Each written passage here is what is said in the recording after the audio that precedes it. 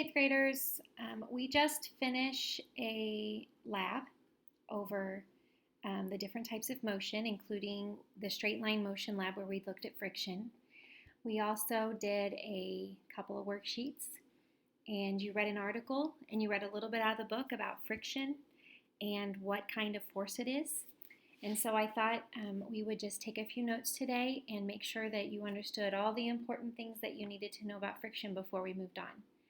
So the first thing I want you to do is open your notebook to a new page, and you're going to label it Force and Motion Objective 3, Friction, and put the date at the top. So pause this presentation long enough to get your notebook ready, and when you have all this ready to go and you're ready to take notes with your notebook in front of you, then go ahead and unpause and work your way through the rest of the notes. At any time, if you have a question, raise your hand and ask the teacher to clarify anything.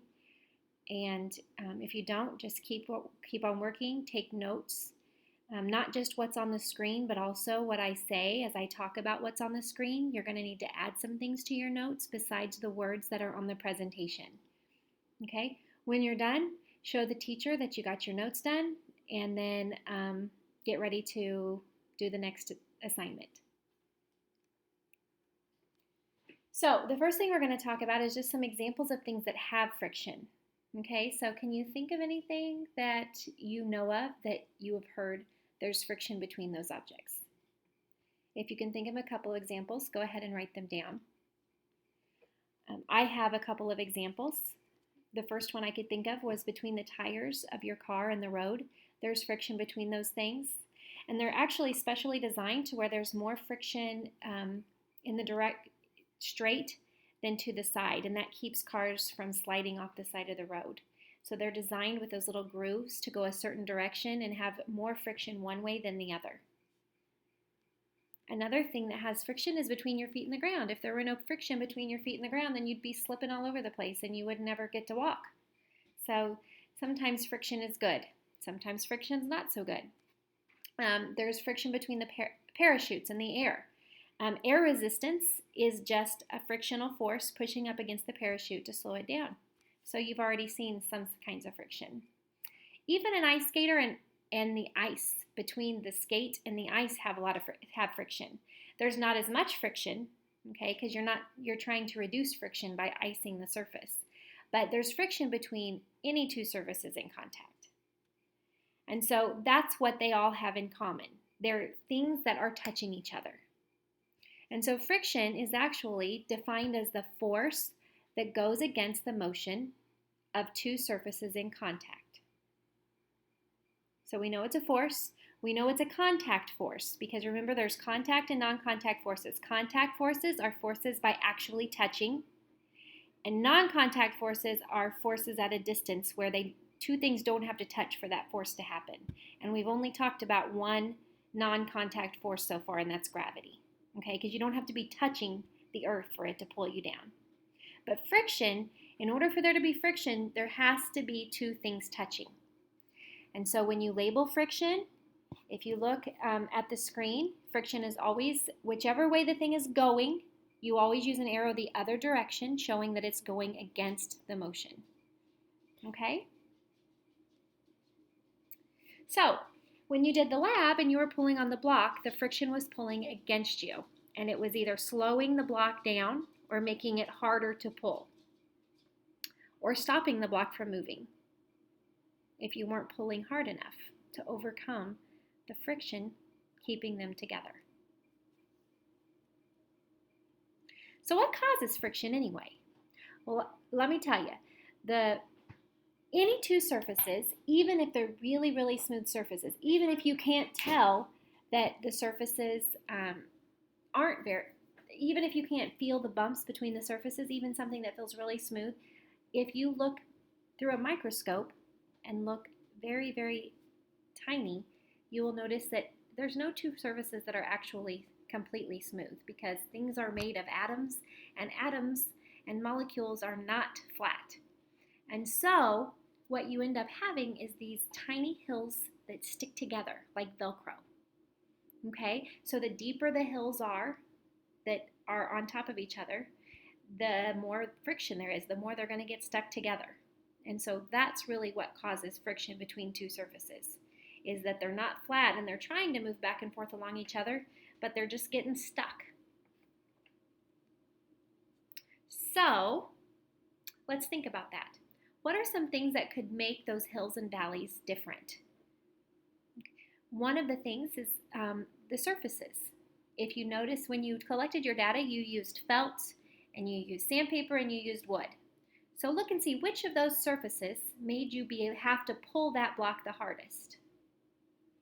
Which surface was it? It was the surface where the hills and valleys got stuck together the most. And so there are things that we can do to make friction greater if we want more friction by increasing those hills and valleys, or if we want to reduce friction, we have to figure out a way to make those hills and valleys seem smaller or become smaller so that things can move easier. So let's talk about the factors that affect friction. What are some factors from that article that you read affect how much friction are between two surfaces? Well, there are actually two main ones. The first is the type of surface it is, which is why we collected data on different types of surfaces.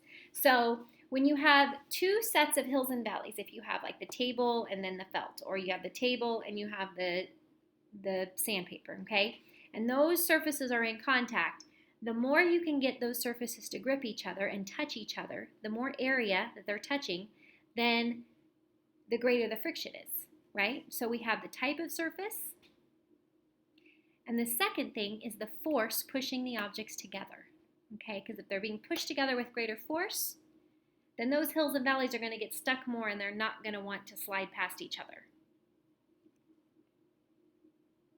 So, if you want to change the friction, you have to do one of two things. You have to either change the surface or change the force. So let's talk about those two things. So one way that we get our shoes to grip a surface more is by adding cleats.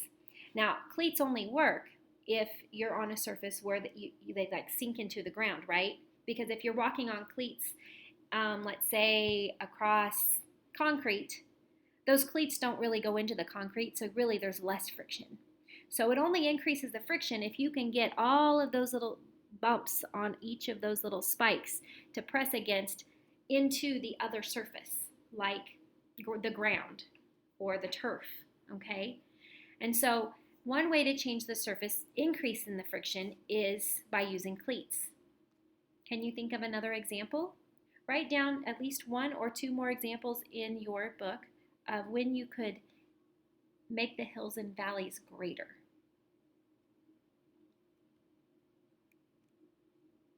Now, if we don't want to increase the friction and we want to decrease the friction, then we have to get rid of some hills and valleys.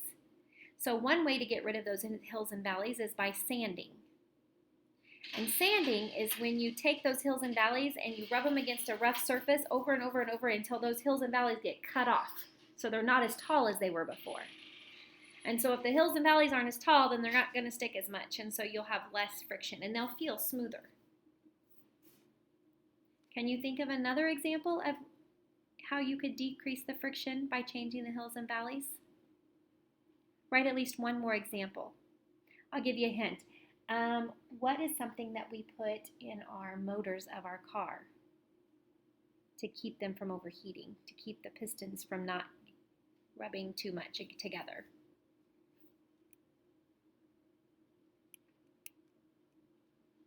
The second way we can change friction is by changing the force.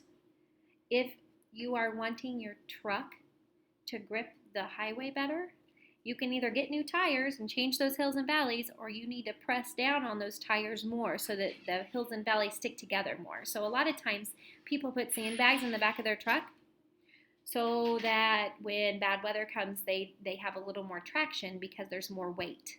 So adding weight or pushing those surfaces together. If you remember when you were doing that lab where you pulled the wood across the table, imagine if you set a couple of textbooks on top of that. There would be way more friction, right? And so you would have to pull a lot harder to get it to go across the table. Can you think of any other examples of when you might want to increase the friction where you would be adding force? Now, sometimes we have too much force and we want to move something and we can't. Like if I want to change around my bedroom and I've got too many clothes in my dresser and I try to pull on the dresser and it doesn't move. How can I make it to where I can move it easier? Well, if I take out some clothes, then it's easier to move the dresser because there's less friction between the dresser and the ground. Can you think of any other times where you would do this?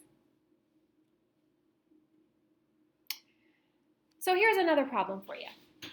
Let's say I've got a bookshelf and I'm trying to push it and it's not going because it's heavy and I'm not able to overcome the friction to move it. Will this help if I take that bookshelf and I turn it on the other side and then try to move it? Would that help? Because if you notice, if you lay it on the side, there's less surfaces touching, right? So what do you think? Make a guess. The answer is that's actually something that doesn't help you because when you turn something on its side, what happens is even though there's less surface area in contact, so when you turn it on the side, there's less of the shelf touching the ground, it cancels out because even though less of the shelf is touching the ground, the weight is distributed to where there's more weight per like square centimeter. And so there's more weight and less surface area, so they kind of cancel each other out, so the total amount of friction doesn't change. Another thing that you might think would affect friction, but it really doesn't, is how fast you're pulling. So I didn't really care how fast you were pulling during that lab because whether you pull slow or whether you pull fast, it shouldn't have affected the amount of newtons of force that you needed to move that. It doesn't affect the hills and valleys between the surfaces. So speed doesn't really affect it, unless, of course, you're pulling so fast that you're lifting it up off the table. And if you lift the surfaces away from each other, then there's no friction at all between them because those hills and valleys aren't touching. So that's one thing you could do is lift them apart, and then those frictional forces are not there anymore. If you have any questions, make sure that you ask your teacher if there was something you didn't understand. These are all the websites that the pictures were from because we don't want to use people's pictures and then go against copyright, right? We want to give them credit for their stuff. So thank you for listening. If you missed something or you didn't get everything down, make sure you just back it up and read it again.